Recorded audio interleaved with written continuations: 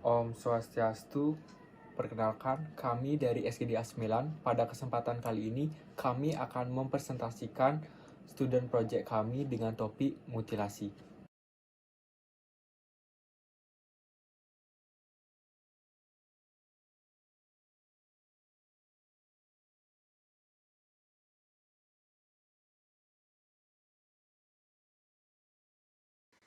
Baik, saya Komang Bagus Cahaya dengan NIM Mahir 181. Jadi di sini saya akan menjelaskan latar belakang dari student project yang kami buat.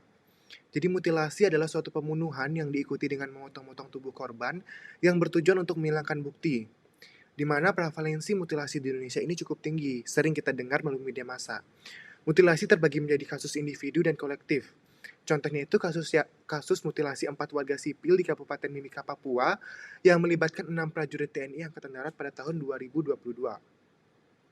Dalam KUHP sendiri tidak ada pasal khusus untuk kejahatan mutilasi, namun ini masuk ke kejahatan pembunuhan yang masuk ke dalam pasal 338, 340, dan 351 dalam KUHP. Faktor penyebab pembunuhan mutilasi itu ada dua, internal dan eksternal. Untuk faktor internal itu contohnya rendahnya pendidikan, kurangnya nilai spiritual. Dan untuk faktor eksternal contohnya kondisi ekonomi dan lingkungan tempat tinggal. Kemudian peran ilmu kedokteran forensik itu di mana dokter forensik membantu aparat penegak hukum dengan pemeriksaan korban. Di mana peran dokter forensik sangat penting dalam pengungkapan kasus-kasus kekerasan seperti mutilasi. Sehingga perlu kewaspadaan dan langkah-langkah preventif untuk mencegah kasus serupa di masa depan. Baik, selanjutnya rumusan masalah. Yang pertama, apa definisi mutilasi? Kemudian apa saja jenis-jenis mutilasi? Apa saja faktor penyebab pembunuhan dalam kasus mutilasi? Bagaimana aspek hukum dalam kasus mutilasi? Dan bagaimana peran dokter forensik dalam kasus mutilasi? Baik, kemudian tujuan dari pembuatan student project ini yang pertama untuk mengetahui definisi dari mutilasi, kemudian untuk mengetahui jenis-jenis mutilasi, lalu untuk mengetahui faktor penyebab pembunuhan dalam kasus mutilasi, kemudian untuk mengetahui aspek hukum dalam kasus mutilasi, dan untuk mengetahui peran dokter forensik dalam kasus mutilasi. Baik, selanjutnya manfaat dari pembuatan student project ini yang pertama bagi penulis. Jadi penulis student project ini diharapkan dapat menambah pengetahuan dan meningkatkan pemahaman penulis mengenai mutilasi serta dapat digunakan sebagai bahan literatur dalam melakukan penelitian. Kemudian bagi pembaca, penulisan student project ini diharapkan dapat menjadi sumber referensi dan informasi bagi pembaca mengenai mutilasi.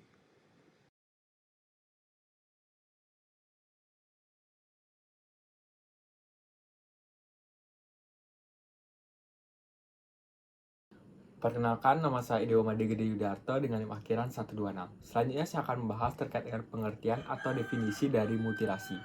Kejahatan mutilasi sering disamakan dengan istilah criminal mutilation atau dismemberment yang biasanya digunakan dalam konteks forensik dan medis. Dismemberment merujuk pada kasus pembunuhan di mana mayat dipotong-potong. Dalam konteks terminologi, mutilasi memiliki makna yang mirip dengan amputasi yang sering digunakan dalam istilah medis. Menurut Kamus Besar Bahasa Indonesia, mutilasi adalah tindakan memotong tubuh manusia ataupun tubuh hewan. Menurut Ruth Winford, mutilasi, amputasi, atau flagelasi adalah jenis pembedahan yang melibatkan penghilangan bagian tubuh. Sedangkan Sachs Peter menjelaskan bahwa mutilasi ini menyebabkan satu atau beberapa bagian tubuh manusia tidak berfungsi sebagaimana seharusnya. Sehingga definisi tersebut menjelaskan bahwa mutilasi merupakan suatu tindakan merusak tubuh korban baik terhadap tubuh yang masih hidup maupun tubuh yang sudah menjadi mayat.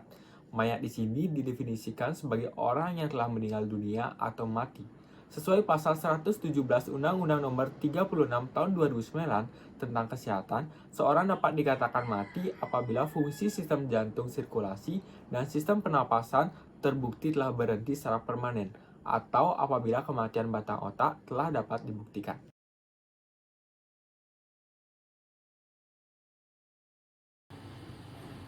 Perkenalkan, nama saya Dewi Surya dengan 3 digit yang terakhir 220. Jadi saya izin untuk menjelaskan mengenai jenis-jenis mutilasi.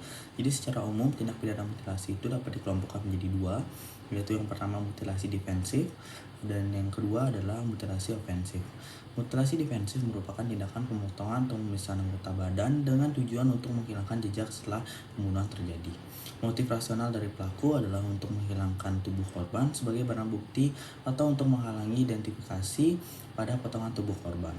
Kemudian untuk mutilasi ofensif adalah suatu tindakan irasional yang dilakukan dalam keadaan mengamuk, frenzy state of mind. Mutilasi ini kadang dilakukan sebelum membunuh korban. Mungkin sekian dari saya dan juga oleh teman saya. Terima kasih.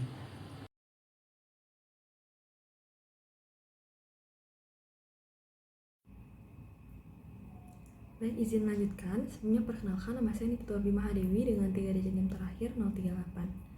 Jenis mutilasi secara umum. Self-mutilation melibatkan tindakan menyakiti diri sendiri dengan sengaja, seringkali sebagai cara untuk mengatasi rasa sakit atau tekanan emosional. Cara yang umum dilakukan adalah dengan memotong, membakar, atau memukuli diri sendiri. Selanjutnya, genital mutilation or cutting. Prosedur yang dengan sengaja dilakukan untuk mengubah atau menyebabkan cedera pada alat kelamin wanita karena alasan non-medis.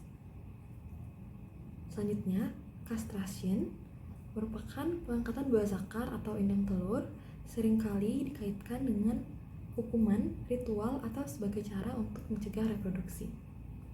Selanjutnya, amputation, pengambilan anggota tubuh atau bagian dari anggota tubuh baik sebagai bentuk hukuman dalam peperangan atau sebagai akibat dari kecelakaan atau kondisi medis.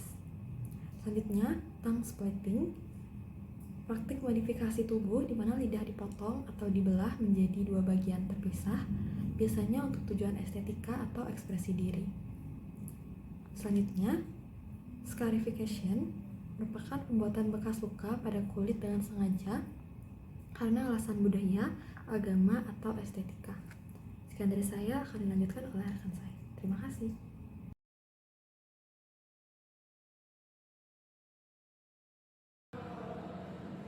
Perkenalkan, saya Nimade Jenani Premasya dengan 3 digit NIM terakhir yaitu 213. Di sini saya akan menjelaskan mengenai faktor penyebab pembunuhan dalam kasus mutilasi. Untuk faktor penyebab pembunuhan di sini dibagi menjadi 2, yaitu faktor internal dan juga faktor eksternal. Untuk faktor internal di sini merupakan faktor yang muncul dalam diri seseorang. Contohnya faktor psikologis. Contohnya yaitu gangguan kejiwaan, faktor emosional, usia dan keimanan. Sedangkan faktor eksternal di sini merupakan faktor luar yang dipengaruhi oleh faktor ekonomi dan juga pergaulan. Sekian dari saya, dilanjutkan oleh teman saya.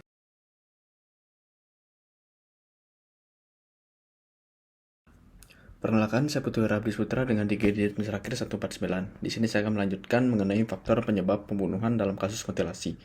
Jadi sudah jelaskan di awal bagaimana faktor-faktor penyebabnya. Namun ada teori lain mengenai psikologi kriminal yang dikemukakan oleh Cancel, di mana psikologi tersebut dalam bentuk motivasi yang sama seperti tadi dibagi menjadi 2, yaitu intrinsik dan juga ekstrinsik. Di mana faktor intrinsiknya mulai dari faktor intelligence, ada faktor kebutuhan ekonomi yang terdesak, kemudian ada faktor jenis kelamin dan juga faktor usia.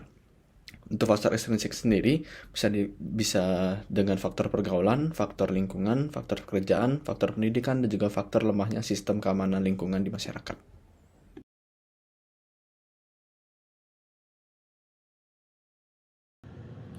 Baik, perkenalkan, nama saya Agung Rani Kencana Dharma Putri dengan 3 digit NIM terakhir 025. Di sini saya akan menjelaskan mengenai aspek hukum dalam kasus mutilasi.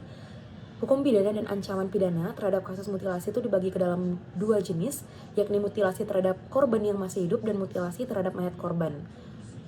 Jadi mutilasi pada korban yang masih hidup berdasarkan pasal 351 ayat 2 KUHP menegaskan bahwa tindakan mutilasi pada ketentuan ini mengacu pada tindakan untuk membuat orang lain menderita sakit secara fisik.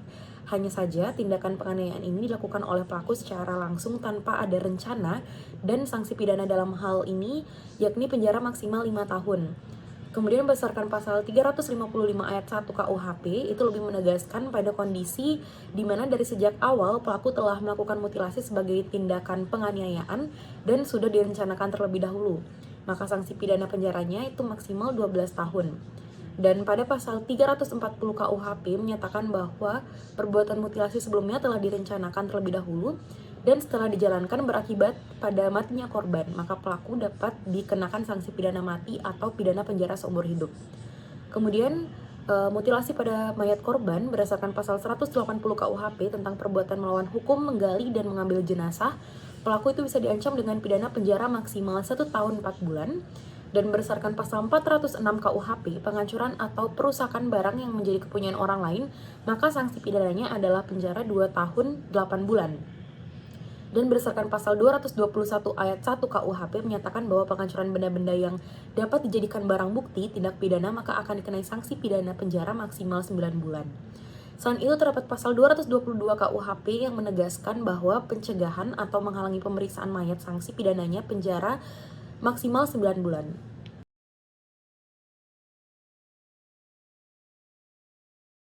Perkenalkan, nama saya Joshua Andito Bagaskara dengan NIM 3 Selanjutnya aspek hukum dalam kasus mutilasi. Jika kita lihat pada pasal 459 Undang-Undang Nomor 1 2023 dan juga KUHP pasal 340 memiliki isi yang serupa. Jika kita melihat contoh kasus dari putusan Pengadilan Negeri Depok pada nomor yang tertera, dapat kita simpulkan bahwa kasus mutilasi diartikan sebagai kasus pembunuhan berencana dan pelaku mutilasi dapat dikenai hukuman sesuai dengan pasal tersebut, yaitu satu pidana mati atau pidana seumur hidup ataupun pidana ataupun penjara selama waktu tertentu dan paling lama yaitu 20 tahun.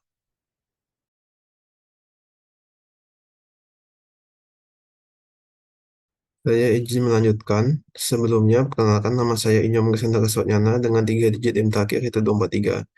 Nah, sebagai contoh, pada kasus tahun 2020, yaitu seorang remaja usia 17 tahun membunuh dan memutilasi seorang pria di Bekasi.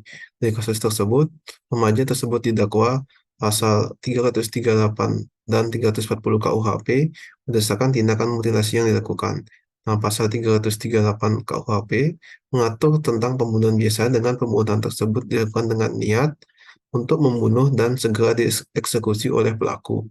Sementara itu, pasal 340 KUHP mengatur tentang tindakan pembunuhan berencana, yang berarti pelaku telah merencanakan dan memiliki waktu yang cukup untuk merencanakan cara pembunuhan tersebut sebelum tindakan pembunuhan terjadi. Sekian dari saya, presentasi akan dilanjutkan oleh teman saya. Terima kasih.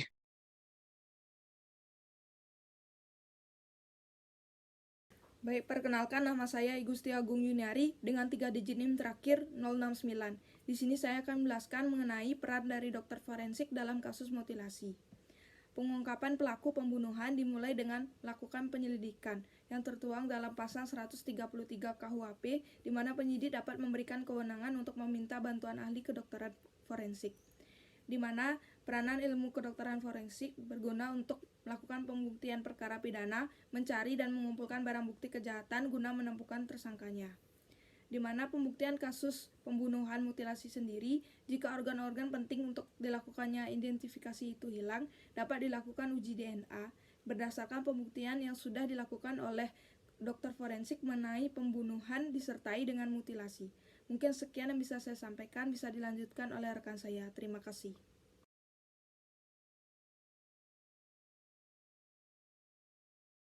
Perkenalkan, nama saya Niputri Radilia Dusa dengan 3 digit NIM akhir 197. Sini saya izin melanjutkan. Mutilasi bisa terjadi karena pembusukan, perubahan, atau kecelakaan yang disebabkan oleh api, bencana alam, runtuhnya bangunan, dan sebagainya. Selain itu, mutilasi juga bisa terjadi karena ada intensi pembunuhan di mana pelaku berusaha menyembunyikan korban dengan memotong-motong bagian tubuh korban. Guna mengembalikan identitas korban, tim DVI Disaster Victim Identification akan melakukan pemeriksaan pada bagian tubuh korban. Salah satu dari anggota tim DVI adalah dokter forensik. Oleh karena itu, dokter forensik di sini berperan sebagai pengidentifikasi atau identifier jenazah. Identifikasi jenazah meliputi kondisi tubuh, jenis kelamin, rentang usia korban, dan kemungkinan penyebab kematian.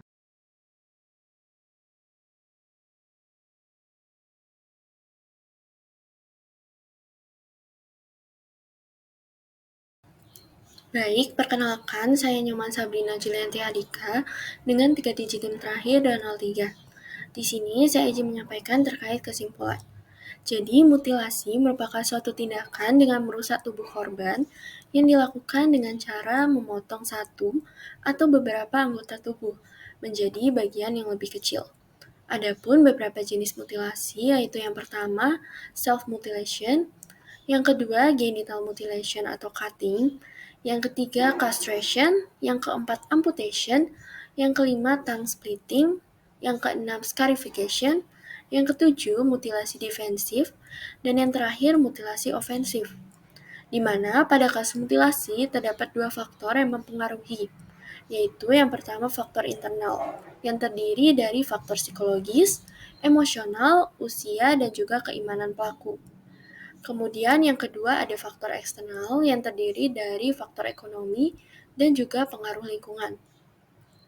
Adapun aspek hukum yang mengatur kasus mutilasi, yaitu yang pertama pasal 340 KUHP, yang kedua pasal 351 ayat 2 KUHP, yang ketiga pasal 355 ayat 1 KUHP, yang keempat pasal 221 ayat 1 KUHP, dan yang terakhir pasal 222 KUHP. Di mana di sini juga ada peranan dari dokter forensik dalam menangani pembuktian perkara pada kasus mutilasi. Yang pertama dengan mengumpulkan barang bukti kejahatan, dan yang kedua dapat dilakukan dengan uji DNA. Adapun saran dari student project ini, di mana student project ini membahas secara umum dan dasar mengenai kejahatan mutilasi. Oleh karena itu, student project ini hanya membahas beberapa hal penting untuk menambah pengetahuan mengenai kejahatan mutilasi. Sehingga penulis menyarankan untuk melakukan tinjauan pustaka lebih lanjut mengenai faktor penyebab dan aspek hukum yang mengatur, mengingat urgensi dari tindak kejahatan ini.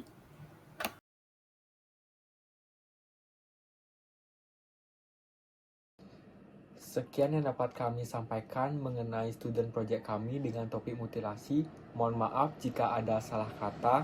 Kami ucapkan terima kasih banyak. Kami tutup dengan mengaturkan Pramu Santi. Om Santi Santi Santi Om.